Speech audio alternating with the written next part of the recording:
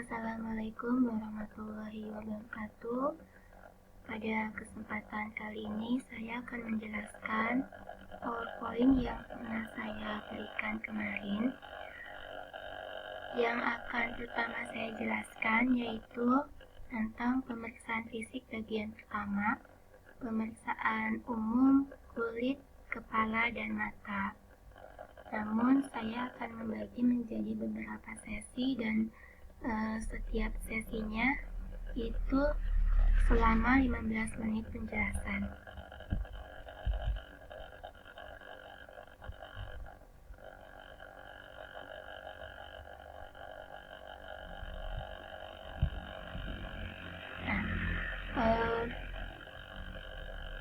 Yang disebut dengan pemeriksaan umum itu adalah bagaimana kita sebagai perawat menilai keadaan pasien secara umum pada saat pertama kali pasien datang. Misalnya saat pasien pertama kali datang ke UGD, ya, kita lihat apakah pasien itu datang dengan keadaan pincang misalnya, atau apakah pasien datang dengan keadaan tidak sadar, atau pasien datang dengan keadaan meringis karena menahan nyeri, seperti itu, ya. Lalu kita lanjutkan dengan mengambil data melalui pemeriksaan fisik. Kita kaji, kenapa pasien itu jalannya pincang, atau kenapa pasien itu meringis, apa yang menyebabkan dia meringis. Nah, ketika perawat menemukan keganjilan saat pemeriksaan umum, maka harus dilanjutkan dengan pemeriksaan fisik yang lebih dalam. Contohnya, pasien itu meringis. Kita tanya, apakah ibu merasakan sakit atau nyeri? Iya, katanya ya, nyerinya di daerah abdomen. Lalu kita melakukan pemeriksaan fisik yang lebih dalam di daerah abdomen. Kita lihat apakah di abdomen itu teraba adanya benjolan, atau kita kirimkan ke laboratorium untuk diperiksa apakah ada perdarahan internal, atau misalnya ada usus buntu, gitu ya. Nah, itu kita bisa menemukan data setelah melakukan pemeriksaan secara umum. Nah, ini ada contohnya. Ini contoh yang saya berikan itu adalah contoh pada pasien-pasien neurologis, ya, nanti dibaca. Lalu apa sih yang disebut dengan penampilan dan perilaku? Nah, pada saat kita melakukan atau mengkaji penampilan dan perilaku, kita jawab pertanyaan-pertanyaan yang ada di slide. Misalnya, apakah pasien itu tampak sesuai dengan usianya? Misalnya, pasien kok tampak lebih tua dari usianya. Nah, kita kaji kenapa pasien itu tampak lebih tua dari usianya. Kemudian, apakah cara bicaranya dan perilakunya sesuai dengan usianya? Biasanya ini pada pasien-pasien dengan gangguan mental, orang dengan gangguan jiwa, atau pada pasien-pasien anak. Lalu, apakah pasien memiliki kontak mata dengan perawat? Ya, harusnya ada, gitu ya. Contoh yang saya pernah berikan pada pasien-pasien kanker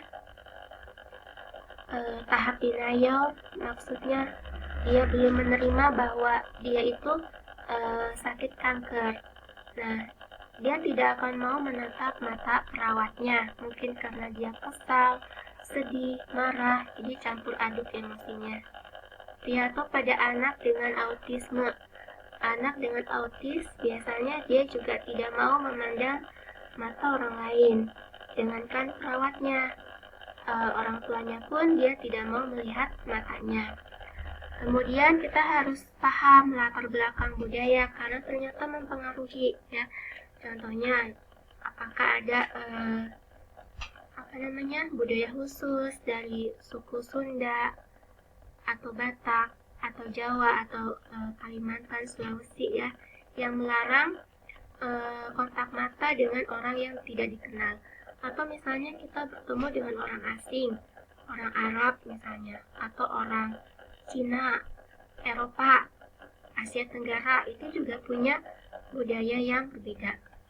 Nah, lihat apakah ada tanda-tanda distress, stres ya, baik secara fisik maupun emosional, dan juga kita harus lihat bagaimana moodnya pasien, apakah moodnya dalam keadaan dia lagi sedih, gitu ya, dia lagi kesakitan, kita harus mengerti. Nah, kemudian observasi kondisi wajah pasien. Kita lihat apakah wajahnya simetris. Nah, ini masuknya ke inspeksi ya, 4 metode yang pernah saya jelaskan sebelumnya. Ada inspection, percussion, palpation, dan auscultation. Jadi kalau observasi itu lebih pada inspeksi, melihat dengan menggunakan mata kita.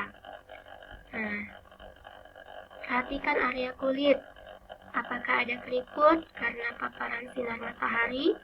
Atau orang yang mengkonsumsi rokok biasanya bibirnya itu tampak lebih gelap, lebih sianosis. Atau penyakit lain yang menyebabkan penampilannya terlihat lebih tua. Misalnya ginjal ya, pada pasien-pasien gagal ginjal kronis itu kulitnya tampak lebih menghitam. Atau yang kanker itu tinggal kulit, tulang berbalut kulit gitu ya. Atau rambutnya rontok karena efek dari kemoterapi. Lalu ke postur tubuh. Tadi yang saya bicarakan, begitu pasien datang, kita harus lihat apakah bagaimana cara pasien itu berjalan. Apakah pasien berjalan dengan pincang, atau pasien berjalan dengan kaki diseret. Nah itu, kaji kekuatan otot, mobilitas. Mobilitas itu adalah pergerakannya, ya. Apakah pergerakan tubuhnya seimbang? Kemudian bila pasien datang dengan berbaring di tempat tidur, lihat apakah pasien dapat miring kanan miring kiri atau mengubah posisinya. Jadi postur tubuh itu merupakan tanda dari status kesehatan pasien. Semakin pasiennya tidak bisa bergerak, artinya status kesehatannya semakin buruk. Postur tubuh yang merosot mengindikasikan pasien mengalami fatigue ya. Fatigue itu lemas, lelah gitu ya. Depresi atau nyeri. Ketidakseimbangan postur tubuh mungkin menandakan gangguan pada sendi, otot, atau gangguan neurologis. Bicara juga ya. Nah, saat berbicara dengan pasien, kita kan harus bicara dengan pasien. Nah, pada saat kita bertanya, kita lihat responnya. Jawabannya logis atau enggak gitu. Misalnya kita tanya, hari ini hari apa Pak? Gitu. Kemudian jawabannya dia itu salah. Artinya mungkin dia sudah disorientasi waktu.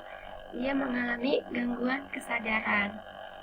Atau sulit bicara, misalnya jadi ada stroke ya, sehingga pegok sebelah gitu. Nah, itu juga menandakan bahwa ada masalah kesehatan, khususnya di bidang atau di ranah neurologis. Nah, kalau bicaranya terlalu cepat, mungkin menandakan pasien mengalami kecemasan, hiperaktivitas, atau penggunaan stimulan obat-obatan, atau minum kopi berlebihan misalnya. Nah, ini bicara yang terlalu lambat, mungkin menandakan pasien mengalami depresi atau menggunakan obat sedatif ya, atau gangguan neurologis lainnya. Juga cara bicara dapat menunjukkan tingkat pendidikan pasien. Makanya di setiap isian itu, di setiap formulir kedatangan pasien itu ada tingkat pendidikan, yaitu membantu kita ya, mana pasien yang lulusan SD, mana yang lulusan SMP, SMA, atau sudah perguruan tinggi. Artinya kita bisa bicara dengan gaya yang berbeda, dengan pilihan bahasa yang juga berbeda.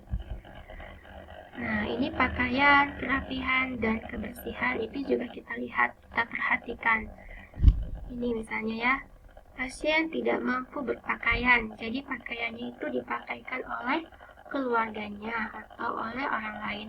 Itu akan berbeda dengan pada saat pasien memakai pakaiannya sendiri.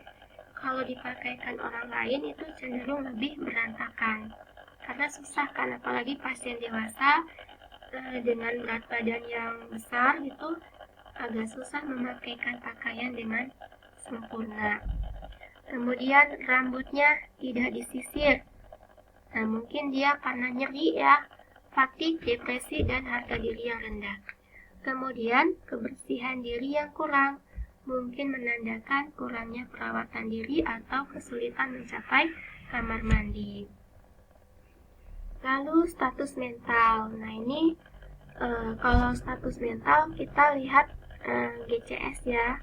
GCS, kemudian kita tanyakan, Pak, sekarang Bapak ada di mana? Kemudian nama Bapak siapa? Ya. Nah, bila pasien mengalami gangguan status mental, tanyakan pada keluarganya sejak kapan perubahannya terjadi. Perubahan status mental mungkin dapat disebabkan karena obat-obatan yang dikonsumsinya. Ini respon yang ganjil atau aneh mungkin disebabkan karena masalah kejiwaan, misalnya pada pasien-pasien dengan skizofrenia atau halusinasi. Lalu letargi mungkin disebabkan karena pengobatan depresi neurologis, tiroid, liver, ginjal, atau kardiovaskuler. Letargi itu lemas juga ya, kelelahan umum gitu, lemas tampaknya. Bingung atau iritabilitas mungkin menandakan hipoksia. Hipoksia itu kadar oksigen dalam darahnya rendah sehingga dia agak-agak bingung gitu. Kemudian dia tidak mampu menjawab riwayat kesehatan atau mengingat kembali informasi yang mungkin mengindikasikan gangguan neurologis. Jadi ketika ditanya, Bapak pernah sakit ini, pernah sakit tifoid, pernah dirawat di rumah sakit, atau Bapak coba jelaskan obat-obatan yang pernah dikonsumsi Bapak sebelum ini, dia mungkin akan lupa atau tidak tahu. Lalu tanda-tanda vital ya, semuanya harus bisa mengkaji atau melakukan pemeriksaan tanda-tanda vital.